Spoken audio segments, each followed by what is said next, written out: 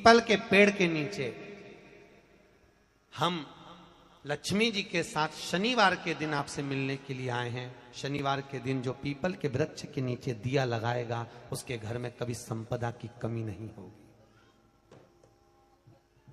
सारे दिन पीपल के वृक्ष के नीचे हमारा निवास होगा। आज भी नियम है, जिसको शनि लग जाता है एक काजल की डिब्बी ले लो और काजल की डिब्बी को 21 बार उतार कर उसको एकांत में जाकर जंगल आदि में एकांत में किसी पेड़ के नीचे इतना सा खड्डा खोद कर उसमें काजल की डिब्बी को डाल दो और मिट्टी से पूर दो, उस व्यक्ति का शनि समाप्त हो जाता है। काशी विश्वनाथ का नाम लेकर काजल की डिब्बी को 21 बार उतार कर अगर काशी विश्वनाथ का नाम लेकर शनि वाले व्यक्ति को अगर पेड़ के नीचे दबा दे, शनि समाप्त। शनि उसको शनिवार के दिन जो पीपल के वृक्ष में सरसों के तेल का दीप लगाता है उसको शनि कभी परेशान नहीं करता। एक बात हमेशा ध्यान रखिएगा, मान लो अगर कोई भारी रोग ऐसा शनि महाराज के कारण हो गया हो, अच्छे काम करते करते उल्टे हो रहे हैं, होते हैं किसी किसी के साथ में, विपरीत परिस्थितियां आ जाती है, अच्छा करने जाओ बुरा हो जाता है, अच्छा कर्म करने जाओ बुरा हो जाता है। तो पीपल के वृक्ष की जो छाल होती है, छाल देखिए, पीपल के वृक्ष में जो छाल लगी होती है उस छाल को घिसकर चंदन बनाकर भगवान शंकर का स्नान कराकर अभिषेक कराकर पूजन कराने के बाद हमें पिपलेश्वर महादेव का नाम लेकर, कौन से महादेव? पिपलेश्वर महादेव का नाम लेकर वो जो घिसी हुई छाल होती है उस छाल का तिलक भगवान शंकर को लगा लो और उसी का थोड़ा सा भाग अपने कंठ पर मस्तक पर लगाना प्रारंभ कर दो। धीरे धीरे जो विपरीत दशा है वो सुधरना प्रारंभ हो जाती है। पर नाम याद रखना, पिपलेश्वर, जम के बोलिए, पिपलेश्वर महादेव। एक देवता ऐसे हैं जिन्होंने दूसरे का हिस्सा खाने का प्रयास करा था और आज भी उस देवता से दुनिया डरती है। और उन्होंने दूसरे का हिस्सा खाने का प्रयास करा था तो शंकर भगवान ने उसको भी नहीं छोड़ा। कौन से देवता? वो बाल्टी में हर शनिवार को आते हैं आपके यहाँ। कौन से? शनि देव। उनने क्या करा था? भगवान सूर्य नारायण ने अपने सारे पुत्रों को देखा, सारे पुत्रों,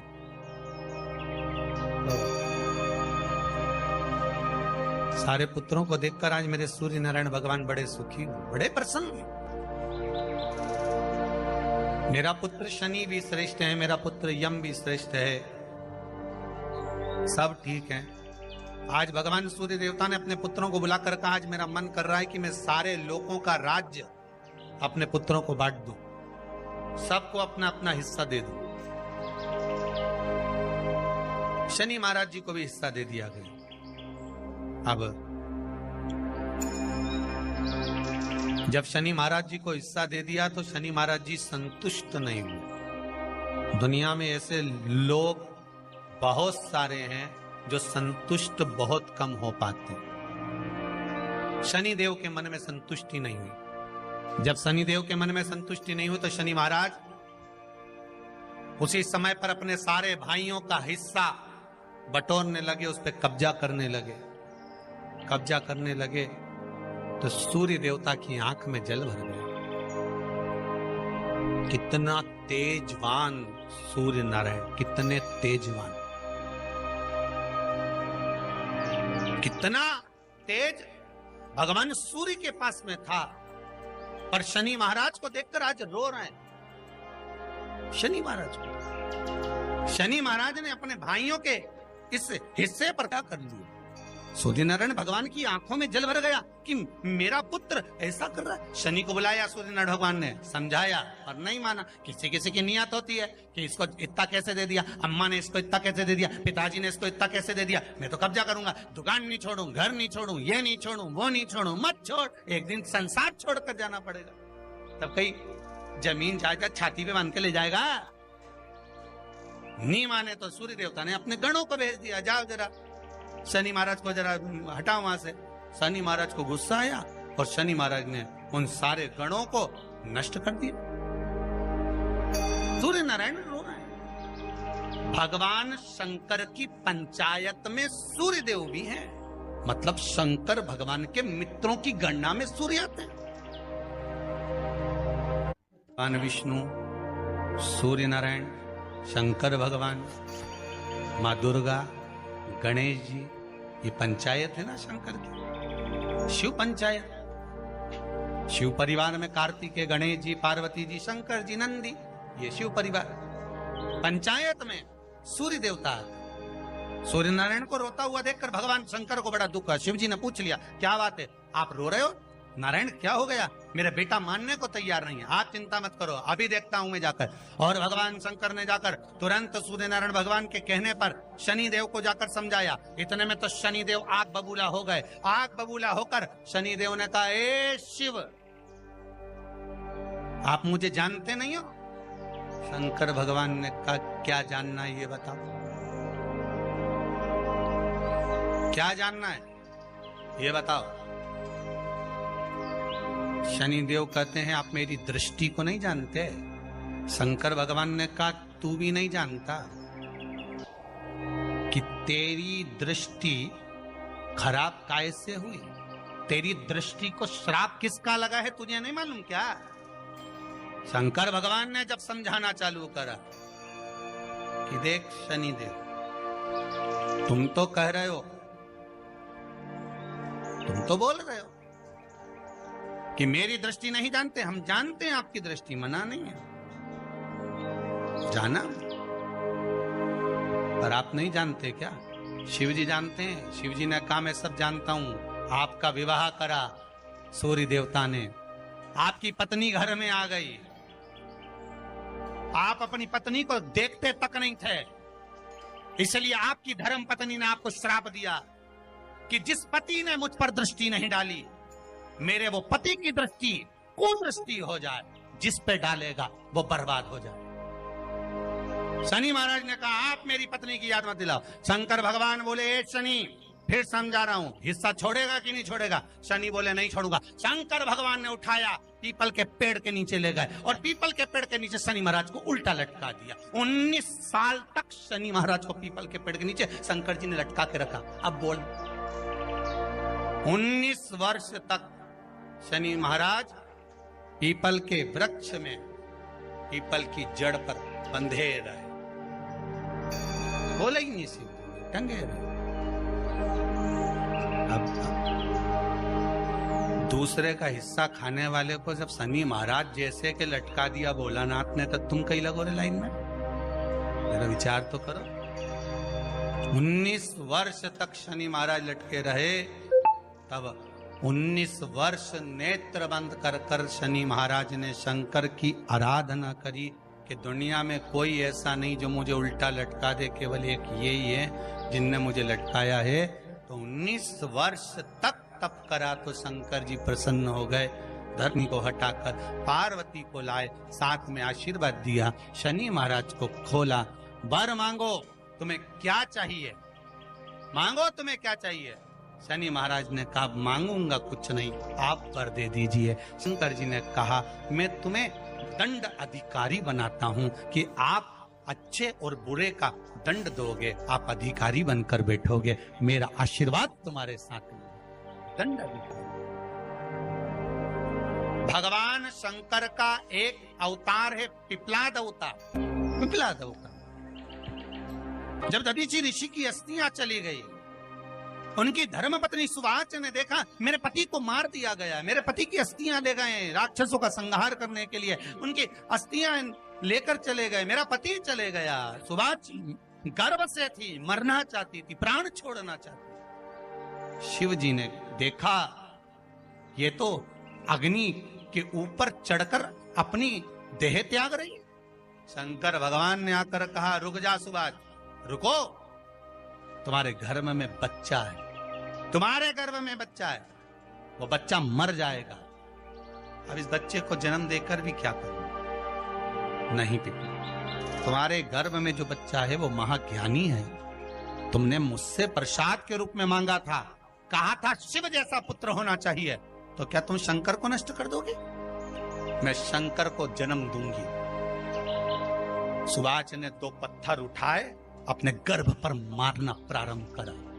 गर्भ पर मारा, बच्चे ने जन्म लिया। बच्चा 7 महीने का था। उस बच्चे को उठाकर पीपल के कोटर में रख दिया। पीपल की कोटर। एक गिलहरी पीपल के फल को लेकर आती थी, पिपलाद के मुंह में देती थी। शिव का है, इसलिए शंकर का नाम ही पिपलेश्वर महा। शिव का एक अवतार पिपलाद के रूप में हुआ है। तुम क्यों चिंता करती हो? तुम चिंता मत करो, तुम्हारा पुत्र जन्म दो तुम। और दिया धन सुभाष ने, उसके बाद प्राणों को त्यागा। और उस पीपल के कोटर में अगर भरण पोषण करने वाला कोई था तो वह देवाधिदेव महादेव था। फिर निवेदन करेंगे, माता के गर्भ में बच्चा रहता है, उसका भरण पोषण करने वाला मेरा देवाधिदेव महादेव है। अगर जन्म उसने दिया है तो मृत्यु भी वो देगा। अगर तुमको कुछ ज्ञान दिया है तो अच्छी जगह पर भी वही पहुंचाएगा। आप जो अभिलाषा लेकर आते हैं, बच्चे कहते हैं हमारी नौकरी नहीं है, सर्विस नहीं है, हम इस कॉलेज में पढ़ना चाहते हैं, हम इस जगह जाना चाहते हैं, हम इस पद पर जाना चाहते हैं, बस इतना याद रखना, तुम्हारा भाग्य बुरा नहीं होता। कभी भी याद रखना, संसार में जिसको भगवान ने जन्म दिया उसकी किस्मत कभी बेकार नहीं हो सकती। अगर भगवान तुम्हारी किस्मत बेकार होती तो जानवर बनाकर पैदा करता, इंसान बनाकर नहीं। किस्मत अच्छी थी इसलिए इंसान बनकर पैदा, जानवर बनाकर पैदा नहीं करा। अगर तुम्हारी किस्मत अच्छी थी इसलिए मनुष्य बनकर पैदा हुए हो, इंसान बनकर पैदा हुए हो, मानव बनकर पैदा हुए हो। भगवान को दोष मत देना कि भगवान ने किस्मत बेकार दी है। भगवान ने किस्मत अच्छी बनाई है इसलिए तुझे मृत्यु लोक में जन्म दिया। भगवान ने भाग्य अच्छा बनाया इसलिए तुझे शिव महापुराण की कथा सुनने का मौका दिया। नहीं तो भाग्य में नहीं होती तो कहां से मिल जाती? किस्मत अच्छी है तो भगवान नौकरी भी लगाएगा, धंधा भी करवाएगा, सर्विस भी कराएगा, विवाह भी करेगा, शादी भी करेगा, मकान भी बनाएगा, जायदाद भी देगा, संतान भी देगा। उसने दिया है पेट तो भरेगा वही। हम काय को अपने माथे पर ले? मैंने इतनी पढ़ाई कर ली, मैं इंजीनियर हो गया, मैं ये बन गया, मैंने तो ये कर लिया, उसके बाद भी मैं घर में बैठा हूं, मेरा छोरा घर में बैठा, इतना पढ़ने के बाद बैठा।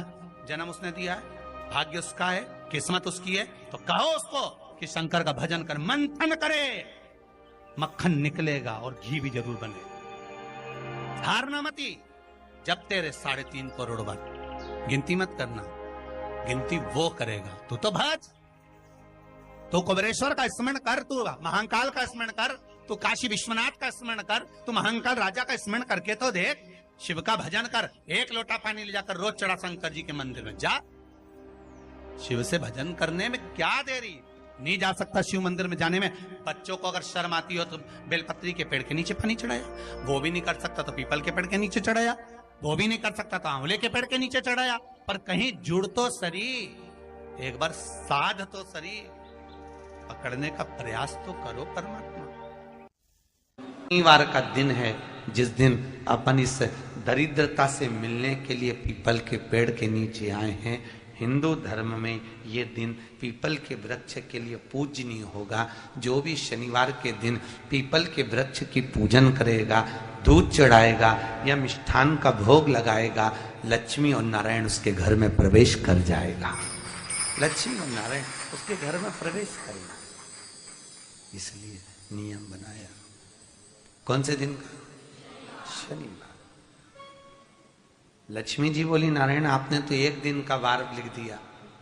शंकर जी ने 7 वार बनाए हैं, रविवार, सोमवार, मंगल, बुध, गुरु, शुक्र और शनि। ये शिव जी ने बनाया। अब एक दिन आपने अपना बना लिया, बाकी के दिन अगर कोई इस पीपल के वृक्ष के नीचे आएगा और यहां तो दरिद्रता बैठी है तो उसका क्या होगा? भगवान नारायण बोले, सुन दरिद्रता, तेरे से एक विनती है, अगर कोई भी मनुष्य इस पीपल के पेड़ के नीचे अगर 7 दिन में आता है और उसके हाथ में अगर कोई सामग्री होती है तो तू उसके घर में प्रवेश नहीं करेगी। नियम है पीपल के वृक्ष का, या तो पानी का लोटा लेकर जाओ, कुंकू का चोपड़ा लेकर जाओ, शक्कर लेकर जाओ, या पेड़ के नीचे चींटी को डालने के लिए आटा ले जाओ, पर खाली हाथ पीपल के वृक्ष के नीचे कभी मत जाओ, कभी नहीं जाओ। खाली हाथ जाओगे तो दरिद्रता तुम्हारे घर में प्रवेश करेगी। दरिद्रता उठकर खड़ी होकर बोली, नारायण तुमने अपनी मनमानी करी है, एक दिन मुझे भी मेरा चाहिए। भगवान ने कहा बोल कौन सा दिन चाहिए। दरिद्रता कहती है रविवार के दिन इस पीपल के वृक्ष के नीचे मैं दिन भर नृत्य करूं, इसमें रहूं, और जो यहां आए रविवार को मैं उसके घर में प्रवेश करूं। भगवान ने कहा ठीक है।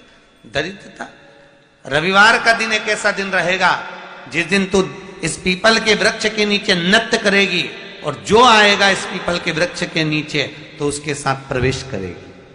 मैंने तुझे वर दिया।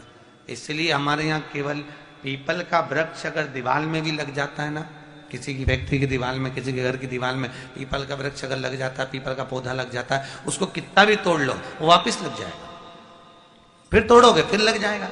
अगर पीपल के पौधे को तोड़ना है तो केवल रविवार का दिन एक नींबू, एक मिर्ची और बमूल का कांटा, ये 3 चीजें रखने के बाद में आधे घंटे बाद रविवार के दिन पीपल के पेड़ को उखाड़ कर फेंक दो। दूसरी बार कभी पीपल दीवार में लगता ही नहीं, कभी नहीं लग सकता। केवल एक रविवार का, केवल एक संडे, इतवार का। घर में दीवारों पर अगर पीपल लग भी गया है, इसलिए पीपल के वृक्ष को उखाड़ने का, अगर घर में पीपल लगा हुआ है या पीपल का पौधा हमारे घर में लग गया, उसको उतारना, निकालना, लगाना, तो पीपल के वृक्ष को अगर निकाला जाता है तो रविवार के दिन, और अगर पीपल के वृक्ष को कहीं लगाया जाता है तो सोमवार के दिन या मंगलवार के दिन, बुधवार के दिन, इन दिनों में लगा सकते पीपल के वृक्ष कहीं लगाना। शनिवार का दिन एक ऐसा दिन होता है जिस दिन पीपल के वृक्ष को कहीं जाकर लगाया नहीं जाता, क्योंकि शनिवार के दिन पीपल के वृक्ष के नीचे लक्ष्मी रहती है। हम अपने हाथों से अगर पीपल का वृक्ष किसी दूसरी जगह पर शनिवार को रोपित करते हैं तो हमारे घर की लक्ष्मी अपने घर से छिन्न होकर चली जाती है। इसलिए शनिवार के दिन पीपल लगाया नहीं जाता, किसी के घर जाकर उसको वापस पलटा नहीं जाता। लग गया उसको डाल। प्रभु मेरी धर्म पत्नी को कहाँ रखूं आप बताओ। वो तो जहां यज्ञ होता है, अनुष्ठान होता है, दान होता है, पुण्य होता है, सत्कर्म होता है, वहां जाने को तैयार नहीं। अब करूं क्या। भगवान ने बोला एक काम करो। दुर्वासा जी बोले जिसके यहां रात्रि में बर्तन झूठे पड़े रहते हो उसके घर में इस दरिद्रता को लेकर तुम प्रवेश कर जाना। जिसके यहां रात्रि में बर्तन झूठे पड़े हो वहां लेकर प्रवेश कर जाओ। दूसरी जगह दुर्वासा जी बोले जो स्त्री घर में दोपहर के समय पर सो रही हो उसके घर में इसको लेकर प्रवेश कर जाइए। जो स्त्री दोपहर के समय में घर पर सो रही हो इस दरिद्रता को लेकर प्रवेश कर जाइए। तीसरा, जिसके यहां पर दरवाजे पर कांटे वाले पौधे लगे हों उस घर में इस दरिद्रता को लेकर प्रवेश कर जाइए। दरिद्रता कितनी सुंदर बात कही है। दाता और विधाता कौन कौन? दाता और विधाता। लक्ष्मी और दरिद्रता के सगे भाई हैं। कौन कौन? दाता और विधाता। दाता को फिटकरी प्रिय है, विधाता को नमक प्रिय है। ये दोनों हमेशा लक्ष्मी को और दरिद्रता को दोनों को समझाते थे, दोनों में प्रेम बढ़ाते थे। आज भी हिंदू धर्म की रीति है। यहां तो ठीक है, जिसके यहां पर भी अगर थोड़ी सी भी परेशानी होती है, थोड़ा सा क्लेश होता है, अशांति होती है, लक्ष्मी नहीं टिक रही हो, काम नहीं बन रहे हो, बहुत प्रयास करा जा रहा हो और हमारा कार्य नहीं होता, तो क्या करते हैं? फिटकरी और नमक को पानी में डाल देते हैं और घर में पोछा लगा देते हैं। आप लोगों ने आजकल फेसबुक पे भी पढ़ा होगा, व्हाट्सएप पे भी पढ़ा होगा। तो क्यों लिखा उसमें? उसका कारण ही केवल रहता है कि दाता और विधाता की प्रियता उसमें। माता ख्याति के जो 4 बच्चे हुए इसमें जो 2 लड़के हैं, दाता और विधाता, उसकी प्रियता उसकी पूर्णता उस। अब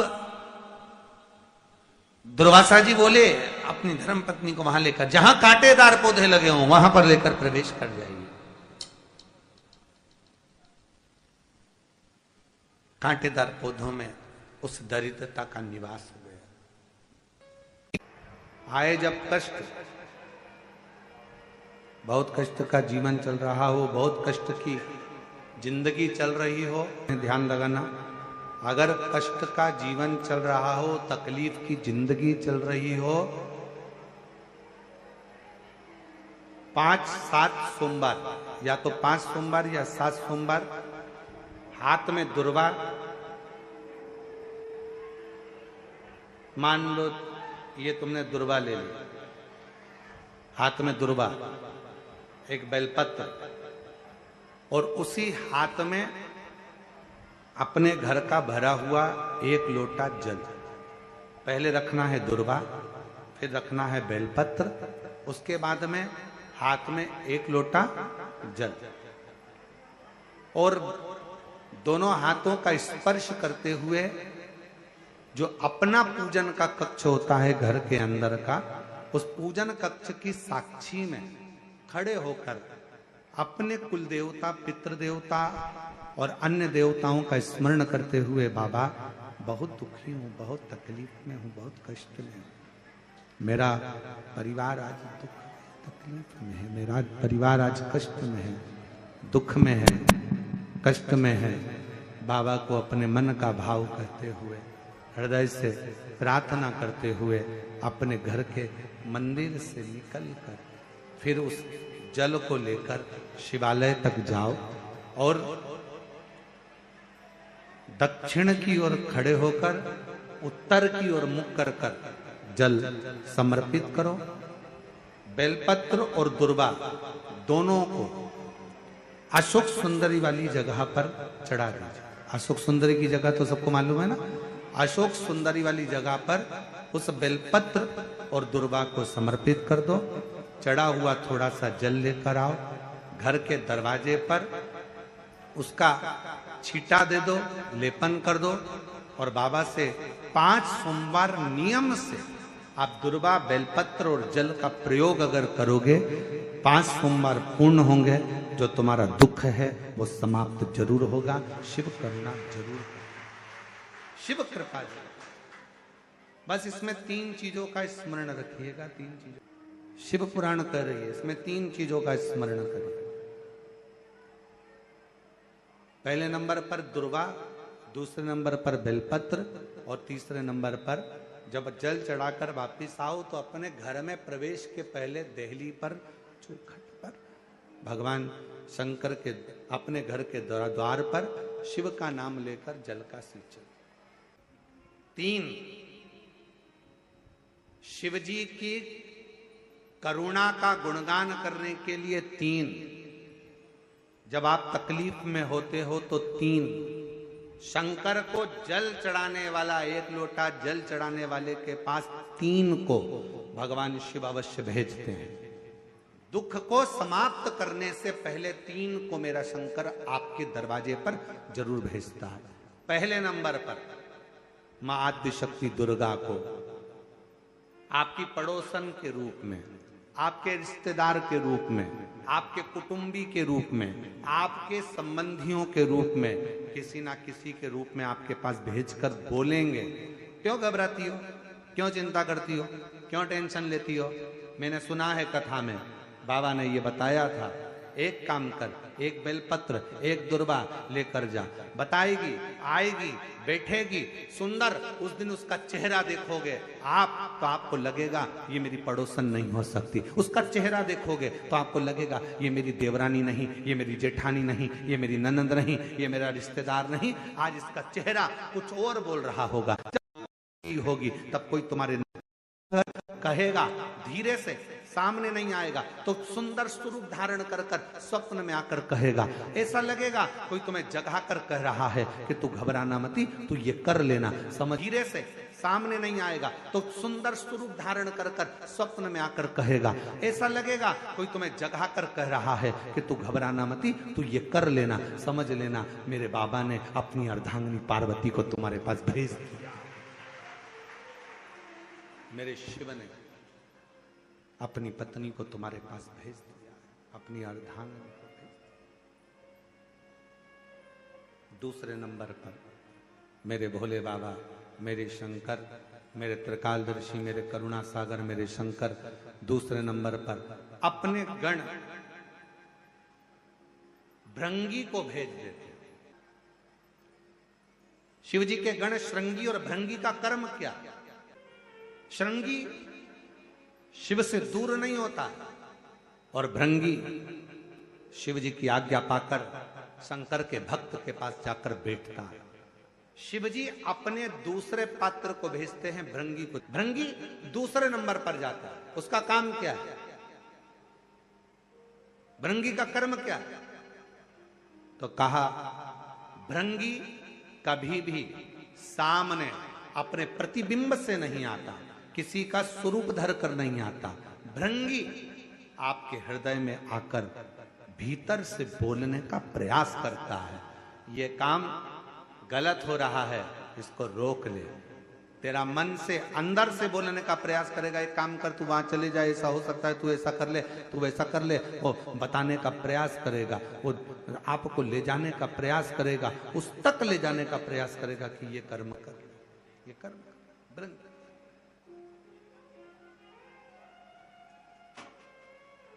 दूसरे नंबर पर भृंगी आपके मन की वाणी को शिव तक पहुंचाने का प्रयास करेगा। और तीसरे नंबर पर भगवान शंकर अपने भक्त का दुख हरने से पहले तीसरे नंबर पर भेज देते हैं अपने नंदीश्वर को, अपने नंदी गण को।